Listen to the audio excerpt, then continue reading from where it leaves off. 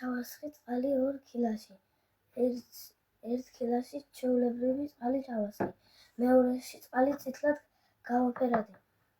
რამდენიმე საათი დავტოვე ეს მცენარეები აქ.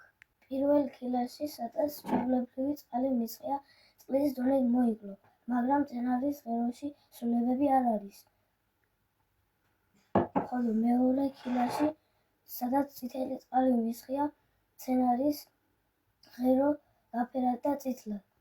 ფოთლის ძარღვებით შეიღება წითლად. ორი ფერის იქნება წყალი ნიადაგში ისეთი ფერის წყლით აივსება ღეროსა და ფესვის წვრილი მილებით. დასკვნა: მცენარის ღერო ქვევიდან ზევით ატარებს წყალს ფოთლების მიმართულებით.